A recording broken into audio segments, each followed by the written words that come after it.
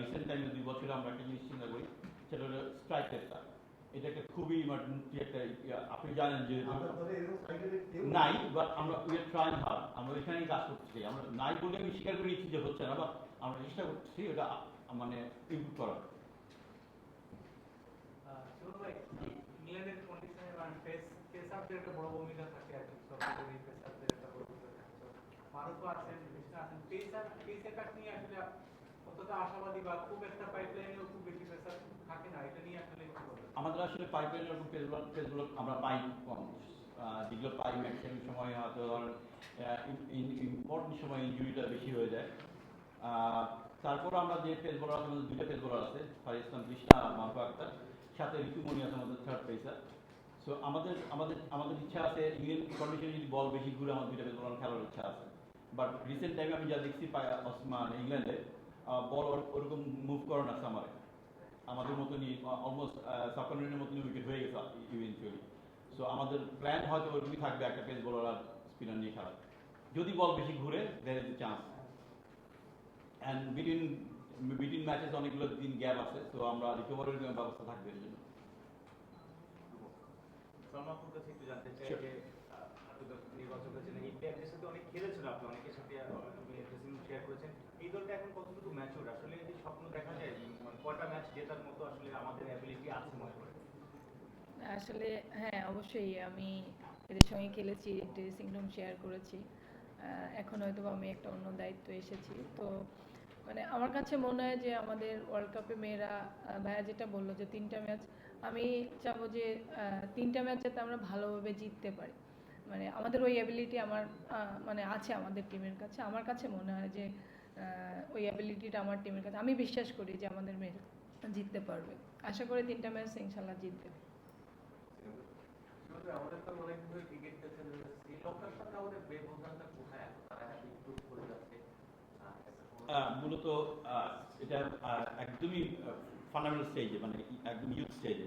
ওরা school cricket খেলে প্রচুর, স্কুল ক্রিকেটে প্রচুর টিম আছে ওদের, স্কুল ক্রিকেটে রেগুলার ক্রিকেট খেলে ওরা, ওদের অনেক প্লেয়ার আছে, যে সেই তুলনায় আমাদের প্লেয়ারের সংখ্যা ওরকম বেশি নেই। আপনি যদি চিন্তা করেন, আমরা যদি এখন টিম করতে যাই, ন্যাশনাল টিম করি, এ টিম করি, আর ইমার্জিং 3টা টিম করি, it will be very tough for us. মানে 3টা টিম ইকুয়ালি একই সাথে সেভাবে করতে গেলে এটা টাফ হয়ে যায় আমাদের জন্য। বাট ওদের প্লেয়ারের অভাব নেই, ওদের ওদের পাইপলাইনটা এরকম স্ট্রং।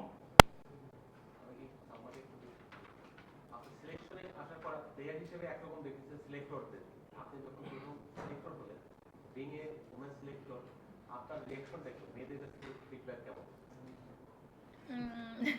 না, আসলে আমি যখন সিলেক্টর হয়েছি সবাই খুব খুশি হয়েছে, এবং যেহেতু প্লেয়ার ছিলাম, প্লেয়ার থেকে এখন সিলেক্টর, তো আমাদের মেয়েরা খুবই রেসপন্স করেছে আমাকে, যে অনেক ভালো, যে আপু একটা ভালো জায়গায় আসছেন, আমাদের জন্য খুবই ভালো যে একজন ওমেন্স সিলেক্টর পেয়েছি। তো খুব ভালো রেসপন্স পাচ্ছি মেয়েদের, সবাই সবাই, শুধু ন্যাশনাল টিমের না, এভারেজ যারা ওমেন্স ক্রিকেট খেলছে সবাই খুব রেসপেক্ট করছে।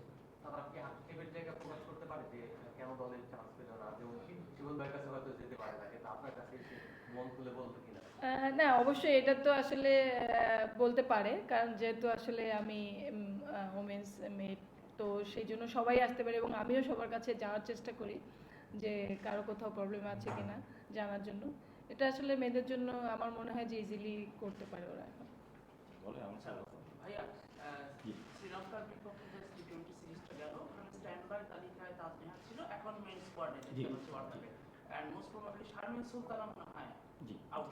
এই ব্যাখ্যাটা জানতে চাচ্ছি। আমাদের ইনিশিয়ালি প্ল্যান ছিল নিউজিল্যান্ড সিরিজ, শ্রীলঙ্কা সিরিজের আগে আমাদের প্ল্যান ছিল যে আমরা শারমিনকে আমরা ওয়ানডেতে ট্রাই করবো থাকবে, এবং তাজকে আমরা টি-20তে রাখবো। বাট যখন আমরা ওয়ানডে সিরিজ শেষের পথে 2টা ম্যাচ হয়ে গেছে, যখন দুইটাই ব্যাপার আমাদের স্ট্রাইক ফোর্সে। ফার্স্ট হচ্ছে জুরিয়া ফেরদৌস জয়িতা, 3টা ম্যাচে একটা ওরকম ভালো পারফর্ম করতে পারেনি, প্লাস দোলা কোয়ালিফায়ারে খেলার পর আর রিসেন্ট টাইমে আর কোনো বড় ম্যাচ খেলে নেই। সো আমরা একটা সেফটি কুশন হিসেবে আমরা শারমিনকে রেখে দিয়েছিলাম, জাস্ট ফর সেফটি কুশন, আর কিছুই না। বাট আমাদের প্ল্যানে ছিল তাজ বেসিক্যালি, বিকজ আমাদের ওপেনিংটা ভালো হচ্ছে, মিডল অর্ডারটাও মোটামুটি ভালো হচ্ছে, কিন্তু আমরা লাস্টের দিকে লাস্ট 5 ওভারটা আমরা ইউটিলাইজ করতে পারতেছি না। তাজ একটু ভার্সেটাইল প্লেয়ার, আপনি ওকে ওপেন থেকে আমরা 6 পর্যন্ত সব জায়গায় খেলাইছি, এবং সব জায়গায় মোটামুটি আমাদের আশানুরূপ পারফরমেন্স করছে সে। আমরা যেটা চাচ্ছি প্রসপেক্ট যেটা সেটা শো করছে। দ্যাটস ওয়াই তাজনিয়ার ইজ দেয়ার, বিকজ আমাদের পুরো 15 জনের টিমে আপনি যদি 11 করেন, 11-এর উপর একটাই ব্যাটসম্যান থাকে, স্পট থাকে, একটাই এডিশনাল ব্যাটসম্যান আমরা রাখতে পারছি। তো সেই ব্যাটসম্যানটা আমরা চুজ করেছি এমনভাবে যে কোনো স্পটটাও কভার করতে পারে in case of injury or performance base.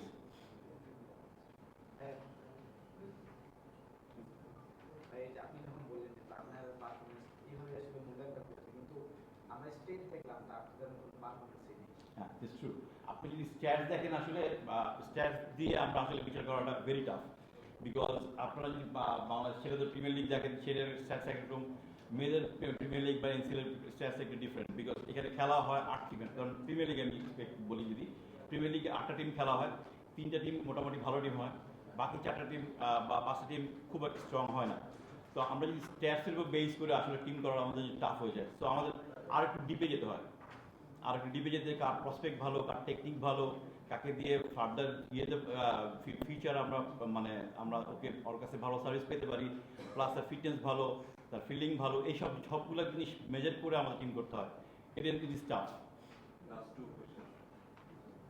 ভাই আপনি কি একটা করছেন মানে পেসারদের বিষয়টা, পেসার নিয়ে আপনারা পজিশনটা কিন্তু এটা কি কন্ডিশন নাকি আসলে আপনাদের হাতে একটা পেসার নাই, যে আপনারা মানে ন্যাশনাল টিমে নেওয়ার মতো যে দুইটা জায়গায় আপনার তিনটা পেসার নিয়ে, ইংল্যান্ডে নর্মালি দুইটা পেসার নিয়ে কম টিমই হয়তো যাবে, কিন্তু আপনারা যাচ্ছেন এটা কি শুধু যে কন্ডিশনটা মাথায় রেখে নাকি আপনাদের হাতে এমন অপশন? আপনি খুব ভালো কোশ্চেন করছেন। আমরা যদি চিন্তা করি হুজ আওয়ার বেস্ট বোলার, আমার বেস্ট বোলার কারা, আমরা সেই হিসেবে টিম করেছি।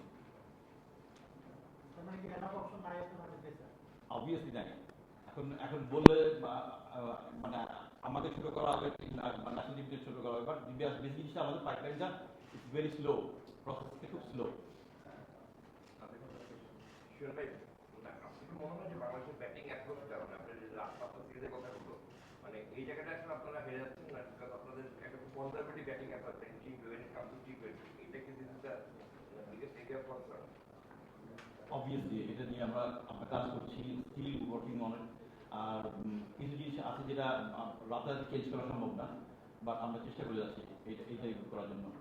It's a right point.